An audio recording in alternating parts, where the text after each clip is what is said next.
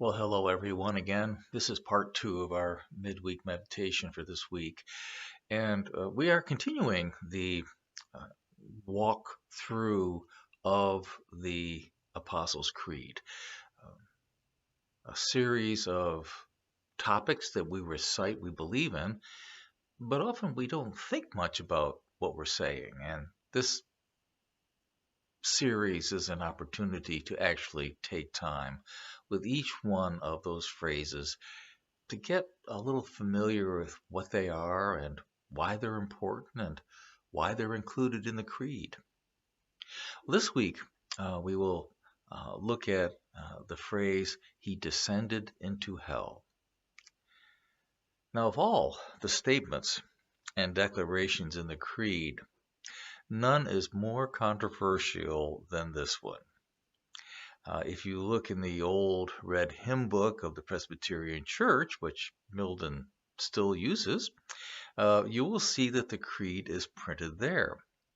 You will also see that this phrase has the footnote, "Some churches omit this." This is true. The church I pastored in North Carolina was one. And even in congregations where it is included, worshipers often ask why. Hell is where bad people are punished. Jesus was without sin, so the thought of him going to that dreadful place does not make sense. Just as oil and water do not mix, so the Lord has no place in hell. Their concern is understandable. Why then is it among the creed's affirmations? Good question. The answer is twofold. Number one, it is consistent with the overall mission of Jesus. And number two, there is biblical support for it. We must be quick, however, to point out that there is no mention of this in the Gospels themselves. Matthew, Mark, Luke, and John tell the story of Jesus from conception to resurrection, but they do not share anything about him descending into hell.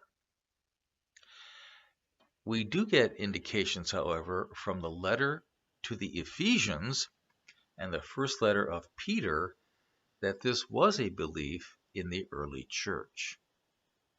Ephesians 4, 7 through 10. But each of us was given grace according to the measure of Christ's gift. Therefore it is said, when he ascended on high, he made captivity itself a captive. He gave gifts to his people. When it says he ascended, what does it mean but that he also descended into the lower parts of the earth? He who descended is the same one who ascended far above all to the heavens, so that he might fill all things. So there's an allusion there.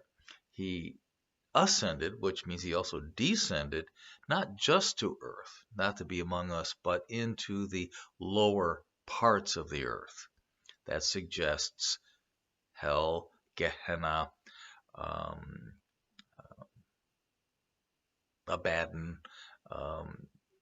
Those are words that are used for this place of the dead. Now, looking at 1 Peter 3:18 through 20a, we hear, "For Christ also suffered for sins once for all, the righteous for the unrighteous, in order to bring you to God.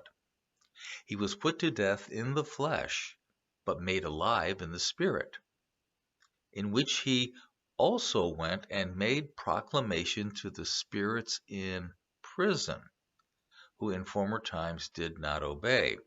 And finally, also in 1 Peter, now 4, verses 5 through 6, "But they will have to give an accounting to him who stands ready to judge the living and the dead. For this reason, the gospel was proclaimed even to the dead, so that though they have been judged in the flesh as everyone is judged, they might live in the Spirit as God does. In other words, there's a belief that Jesus descended to the dead to proclaim the good news because they had not heard it in their time. They did not understand about this love of God, this desire of God to reconcile, to save us from our sins, and therefore Jesus' ministry was not only to those of us on earth who were living, but also to those who had already lived but were now in the place of the dead. He preached to them that they might have life. All of these have Jesus taking a journey to the realm of the dead. He goes not because he himself requires punishment, but because it is an extension of his earthly work. Just as he comes to bring good news to the living, so now he goes the second mile to share that same news with those who had no chance to learn from him on earth. God so loves the world that he sends his only begotten Son to save all people, the living and the dead. That ends our thoughts for today on this particular part of the Apostles' Creed. Next week we will continue with a seventh observation. Take care and God bless.